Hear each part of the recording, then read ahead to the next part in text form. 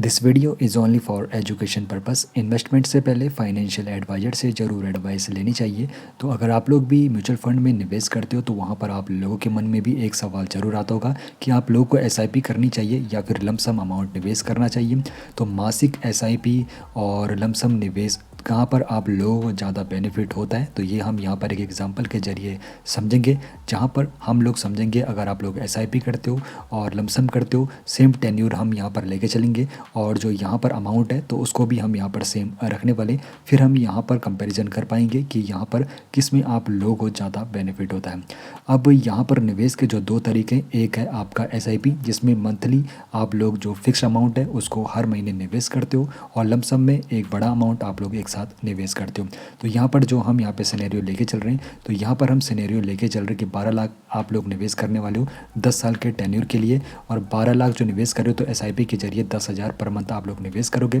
तो सबसे पहले जो यहाँ पर मासिक एसआईपी है उस रास्ते को यहाँ पर पकड़ते हैं और फिर समझते हैं यहाँ पर कितना यहाँ पर आपके पास फंड बनता है। जो हमारा पहला सिनेरियो है तो इसमें हम यहाँ पर मासिक एसआईपी कर रहे हैं। तो मान के चल रहे कोई व्यक्ति 10,000 पर मंथ निवेश कर रहा है 10 साल के लिए, और हम मान के चल रहे हैं उसको यहाँ पर जो औसतन रिटर्न मिलने वाला है 12% पर एनम मिलने वाला है। तो ऐसे में जो उसके द्वारा निवेश की गई रकम है तो 12 लाख रुपए उसने निवेश किए 10 साल में, और उसके बाद 10 साल के बाद जो उसके पास बड़ा फंड बना तो उस फंड की जो वैल्यू थी 22,40,000 के करीब उसके पास बड़ा फंड बना 10 साल के बाद, जब उसने 10,000 पर मंथ एसआईपी करी 10 साल के लिए और 12% उसको यहाँ पे एनुअली रिटर्न मिला। अब ये एसआईपी की बात हो गई। अब बात करेंगे लमसम के जरिए अगर आप लोग निवेश करते हो, लमसम यानी कि बड़ा फंड आप लोग एक साथ निवेश करते हो, तो हमने यहाँ पे फंड सेम रखा है। अगर वो व्यक्ति 12 लाख एक साथ निवेश करता है तो यहाँ पर जो हमारा सिनेरियो है जिसमें लमसम यानी कि एक मुश्त निवेश किया जा रहा है, तो 12 लाख का जो निवेश है एक साथ किया जा रहा है 10 साल के टेन्यूर के लिए, और हम सेम यहाँ पे इंटरेस्ट रेट रखेंगे 12% इंटरेस्ट रेट अगर उसको मिलता है। तो ऐसे में उस व्यक्ति का जो यहाँ पे बड़ा फंड बनने वाला है तो 37,27,000 का यहाँ पे फंड बनेगा। तो यहाँ पर आप लोग देख सकते हो 12 लाख का सेम निवेश दोनों ने किया था, लेकिन एसआईपी और लमसम में कितना यहाँ पे डिफरेंस देखने को मिला है।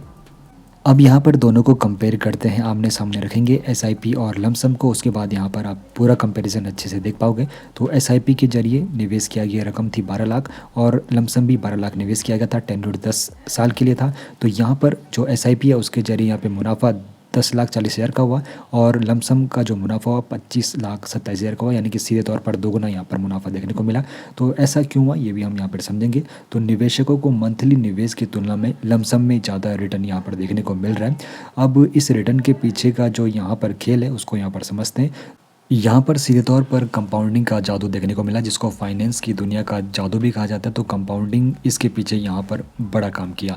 तो कंपाउंडिंग क्या होता है, जिसको चक्रवृद्धि ब्याज भी कहते हैं। तो मुनाफे पर भी मुनाफा कमाने की ये प्रक्रिया है जिसमें कमाई को दोबारा निवेश किया जाता है। तो ऐसे में क्या हुआ, जो यहाँ पर लमसम निवेश किया गया तो वो पहले दिन से ही यहाँ पर कंपाउंडिंग की पावर वहाँ पर देखने को मिली। लेकिन जो एसआईपी है तो एसआईपी जब कर रहे थे तो यहाँ पर कंपाउंडिंग का जो जादू है वो लंबे समय में देखने को, यानी कि उसको काफ़ी वक्त लगे कंपाउंडिंग का जादू दिखाने के लिए।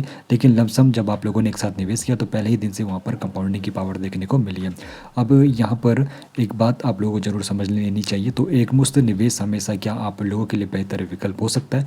तो देखो ऐसा बिल्कुल सीधे तौर पर नहीं है, क्योंकि बड़ा फंड निवेश करने के लिए होना भी चाहिए, और आप लोगों को ये भी पता होना चाहिए कि मार्केट कहीं अपने पीक पे होगा तो फिर आप लोगों को नुकसान भी हो सकता है। लेकिन मार्केट की गतिविधि भी देखनी पड़ती है। और एक बार फिर से आपको कहूँगा, निवेश बाजार जोखिमों के अधीन होता है। पैसा लगाने से पहले हमेशा एक्सपर्ट से सलाह लेनी चाहिए, और ये जानकारी जो आपको दी गई है सिर्फ सूचना के लिए दी गई है।